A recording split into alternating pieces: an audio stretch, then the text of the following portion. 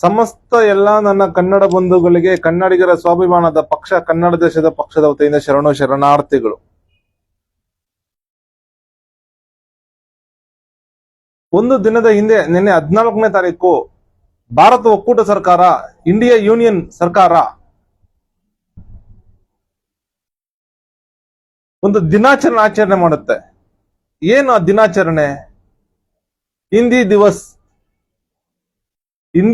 ಎಂಬ ಕಾರ್ಯಕ್ರಮ ಆಚರಣೆ ಮಾಡುತ್ತೆ. ಇಡೀ ಭಾರತ ಒಕ್ಕೂಟದಂತೆ ಇಂಡಿಯಾ ಯೂನಿಯನ್ ಎಲ್ಲೆಲ್ಲಿ ಇದೆಯೋ ಎಲ್ಲಾ ಕಡೆನೂ ಆತರ ಆಚರಣೆ ಮಾಡುತ್ತೆ. ಎಲ್ಲಾ ಒಕ್ಕೂಟ ಸರ್ಕಾರದ ಕಚೇರಿಗಳಲ್ಲಿ ಕೋಟ್ಯಾಂತರ ಖರ್ಚು ಮಾಡಿ ಆಚರಣೆ ಮಾಡುತ್ತೆ. ನಮಗೂ ಸಂತೋಷನೇ.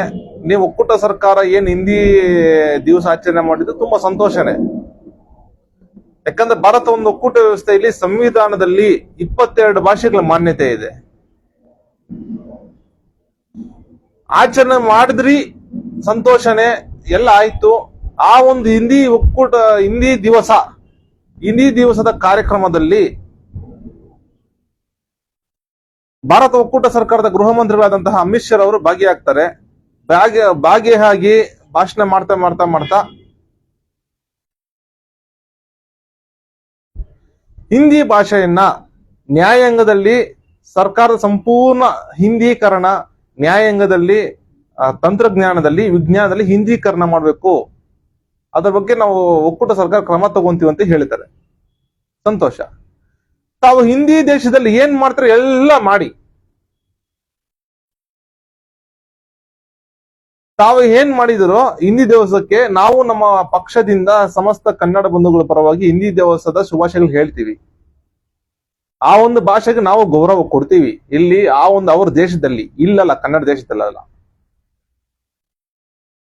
ಎಲ್ಲ ಆಚರಣೆ ಮಾಡಿದ್ದು ಸರಿ, ಸಂತೋಷ. ನಮ್ದು ಯಾವುದೇ ರೀತಿಯ ಸಣ್ಣ ಒಂದು ಕನ್ನಡಷ್ಟು ತಕರಾರು ಯಾವುದೇ ಇಲ್ಲ.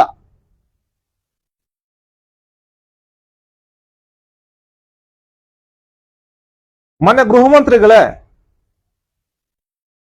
ನಮ್ಮ ಕನ್ನಡ ದೇಶದಲ್ಲಿ ವರ್ಷ ಕನ್ನಡ ಧರ್ಮದ ಹಬ್ಬ, ಕನ್ನಡ ದೇಶದ ಹಬ್ಬ ನಡೀತಾ ಇದೆ.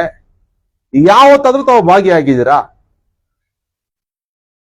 ತಾವು ಯಾವತ್ತಾದ್ರೂ ಕನ್ನಡ ದೇಶದ ಹಬ್ಬದಲ್ಲಿ ಭಾಗಿಯಾಗಿ ನಮ್ಮ ಕನ್ನಡ ಧರ್ಮದ ಭಾಷೆ ಕನ್ನಡವನ್ನ ನ್ಯಾಯಾಂಗದಲ್ಲಿ ಸಂಪೂರ್ಣ ಜಾರಿಗೆ ತರ್ತೇನೆ ಅಂತ ಯಾವತ್ತಾದ್ರೂ ಹೇಳಿಕೆ ಕೊಟ್ಟಿದ್ದೀರಾ? ವಿಜ್ಞಾನ ತಂತ್ರಜ್ಞಾನದಲ್ಲಿ ಕನ್ನಡವನ್ನು ಜಾರಿಗೊಳಿಸಬೇಕಂತ ಯಾವತ್ತಾದ್ರೂ ತಾವು ಕರ್ನಾಟಕ ಸರ್ಕಾರವನ್ನು ಯಾವತ್ತಾದ್ರೂ ಒತ್ತಾಯಿಸಿದಿರಾ? ಇದೇ ವಿಚಾರ ಸಂಬಂಧಪಟ್ಟಂಗೆ ಭಾರತ ಒಕ್ಕೂಟ ಸರ್ಕಾರದಿಂದ ಯಾವತ್ತಾದ್ರೂ ಅನುದಾನ ಬಿಡುಗಡೆ ಮಾಡಿದ್ದೀರಾ? ಪ್ರಶ್ನೆ ಇದು ಉದ್ಭವ ಆಗೋದು. ಈ ವಿಚಾರಕ್ಕೆ ಸಂಬಂಧಪಟ್ಟಂಗೆ ಸಮಸ್ತ ಕನ್ನಡ ಬಂಧುಗಳು ಭಾರತ ಒಕ್ಕೂಟ ಸರ್ಕಾರಕ್ಕೆ ಪ್ರಶ್ನೆ ಮಾಡ್ತಿದ್ದಾರೆ. ಈ ಪ್ರಶ್ನೆಗೆ ಸಂಬಂಧಪಟ್ಟಂಗೆ ತಾವು ಉತ್ತರ ಕೊಡಬೇಕು. ಭಾರತ ಒಕ್ಕೂಟ ಸರ್ಕಾರದಿಂದ ಸಮಸ್ತ ಕನ್ನಡ ಬಂಧುಗಳು ಉತ್ತರ ಕೊಡಬೇಕು, ಸ್ಪಷ್ಟೀಕರಣ ಕೊಡಬೇಕು ಇದ್ರ ಬಗ್ಗೆ. ತಾವು ಮಾಡ್ಬೇಕಾರೋದು ಇಷ್ಟೇ, ಏನಿಲ್ಲ. ಮಾನ್ಯ ಒಕ್ಕೂಟದ ಪ್ರಧಾನಮಂತ್ರಿಗಳಿಗೆ ಕೇಳ್ಕೊಳ್ಳೋದಿಷ್ಟೇ, ನಮ್ಮ ಪಕ್ಷದಿಂದ ಅಧಿಕಾರ ವಿಕೇಂದ್ರೀಕರಣ ಮಾಡಿ. ಒಕ್ಕೂಟ ಸರ್ಕಾರದಿಂದ ಇಲ್ಲಿಂದ ಬರೋ ಬದಲು ನಾವಿಲ್ಲೇ ಏನ್ ಮಾಡೋದು, ತೀರ್ಮಾನ ಮಾಡೋ ತರ ಕರ್ನಾಟಕ ಸರ್ಕಾರಕ್ಕೆ ಇದು ಮಾಡೋ ತರ ತೀರ್ಮಾನ ತಗೊಳ್ಳುವಂತಹ ಒಂದು ಅಧಿಕಾರ ವಿಕೇಂದ್ರೀಕರಣ ಮಾಡಿ, ಯಾವುದೇ ವಿಚಾರಗಳಿಗೂ ದೆಹಲಿಗೆ ಬರೋ ತರ ಆಗ್ಬಾರ್ದು. ಅಂತಹ ಒಂದು ಅಧಿಕಾರ ವಿಕೇಂದ್ರೀಕರಣ ಮಾಡಿ ತಂತ್ರಜ್ಞಾನ, ವಿಜ್ಞಾನ, ನ್ಯಾಯಾಲಯ ಎಲ್ಲಾ ಹಂತದಲ್ಲೂ ಕನ್ನಡೀಕರಣ ಮಾಡೋದಕ್ಕೆ 1 ಲಕ್ಷ ಕೋಟಿ ಅನುದಾನ ಕೊಡಬೇಕು ಭಾರತ ಒಕ್ಕೂಟ ಸರ್ಕಾರ.